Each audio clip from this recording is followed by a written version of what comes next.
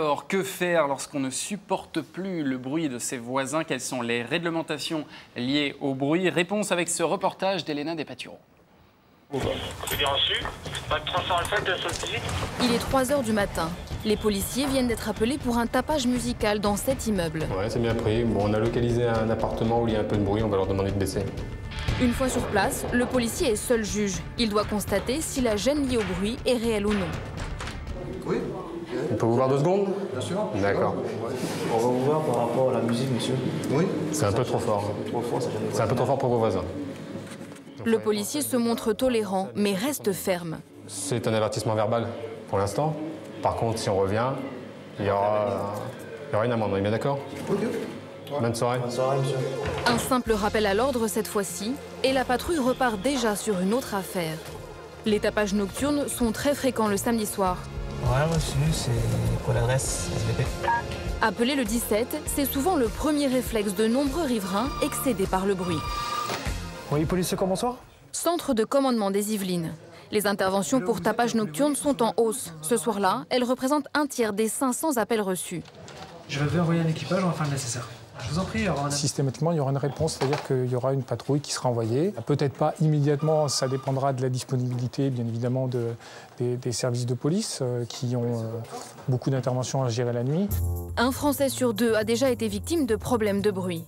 Selon le Code de la santé publique, tout tapage sonore constitue un délit dès lors que la tranquillité du voisinage est troublée, de façon durable et répétitive, de nuit comme de jour. Il y a beaucoup de croyances en matière de bruit. Il peut y avoir une tolérance, évidemment, dans la journée, mais on n'a pas le droit de faire de bruit à quelque heure que ce soit.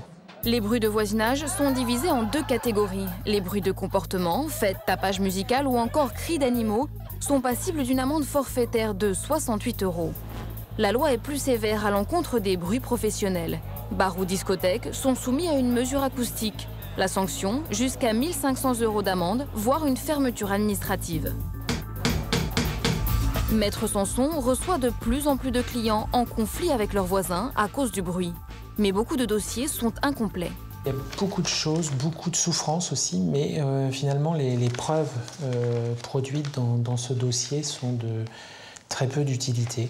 Bien souvent, c'est parole contre parole, car le bruit est une notion imprévisible. Il faut donc de solides arguments. On peut donc utiliser un constat d'huissier, mais ça suppose que la source de bruit est continue, qu'on peut la prévoir dans le temps en quelque sorte. On peut également avoir recours au témoignage, et puis on peut avoir un procès verbal de police qui a véritablement force de preuve devant le juge. Ce type de preuves, 2 propriétaires lillois n'ont cessé de les collecter. Ils vivent un enfer depuis 1 an avec l'arrivée de cette discothèque très bruyante au rez-de-chaussée de leur immeuble. Au premier étage, Gilles ne peut plus louer son appartement. Donc là, il y avait une locataire qui est partie au bout de 6 mois. Un étage plus haut, même calvaire. Philippe avait acheté cet appartement pour sa fille. À cause des nuisances sonores, elle a dû déménager.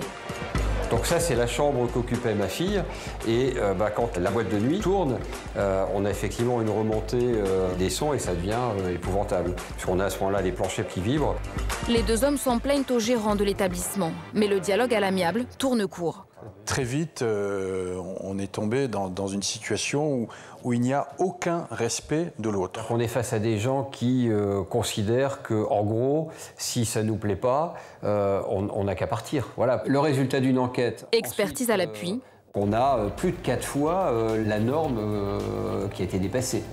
Ils décident de porter plainte. Un premier jugement est rendu en leur faveur, mais la discothèque a décidé de faire appel. Le procès traîne. Malgré le manque à gagner, Philippe ne veut plus louer son bien.